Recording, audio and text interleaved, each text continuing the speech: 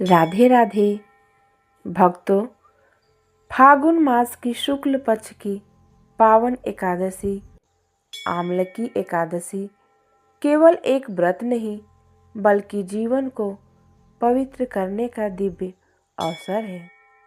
शास्त्रों में कहा गया है कि इस दिन आंवले की वृक्ष में स्वयं भगवान विष्णु का वास होता है। आज के इस वीडियो में हम जानेंगे आमलकी एकादशी का महत्व, पूजा विधि, व्रत नियम, पवित्र कथा और अंत में 5 दिव्य श्लोक जो जीवन बदल सकते हैं। तो अंत तक जरूर बने रहिए।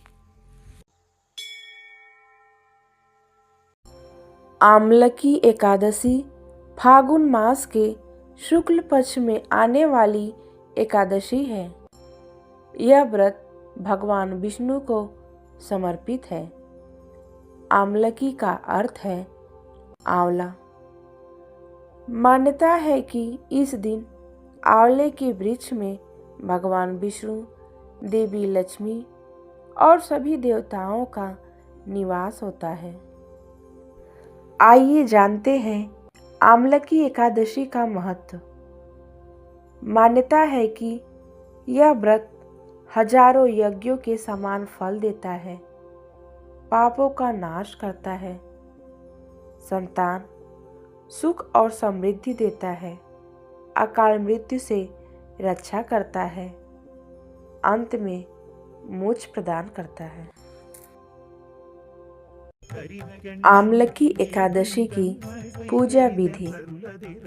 प्रातः ब्रह्म मुहूर्त में उठें, स्नान कर स्वच्छ पीले वस्त्र पहने, व्रत का संकल्प लें, आंवले के वृक्ष की पूजा करें, दीपक जलाएं, ओम नमो भगवते वासुदेवाय मंत्र का जाप करें, दिन भर फलाहार या निर्जल व्रत रखें, रात में भगवान विष्णु का कीर्तन करें।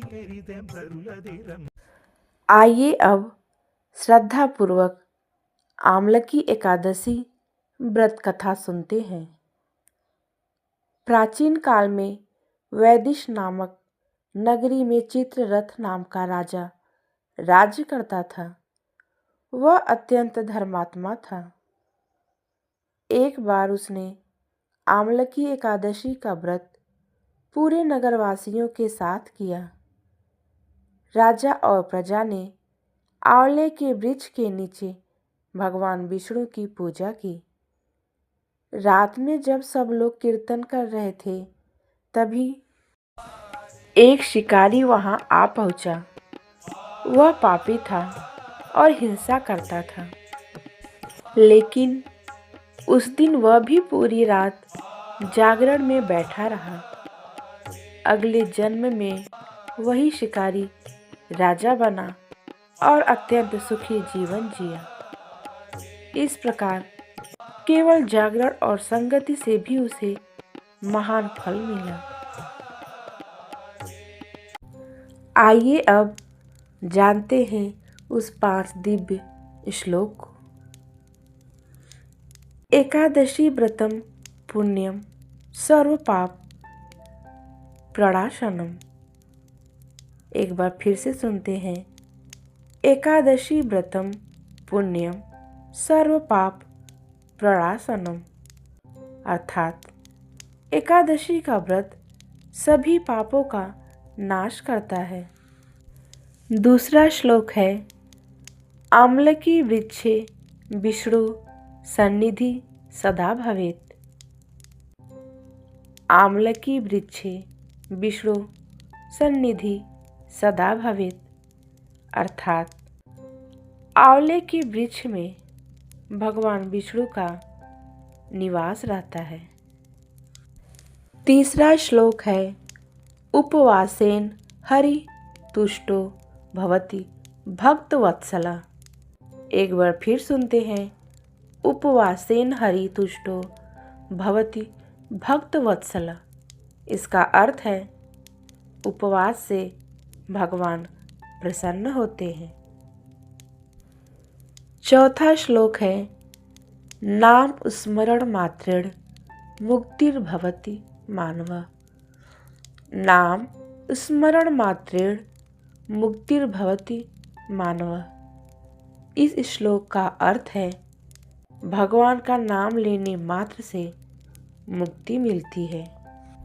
पांचवा और अंतिम श्लोक है, भक्त्या लभ्यस्तु गोविंद। एक बार और सुनते हैं, भक्त्या लभ्यस्तु गोविंद।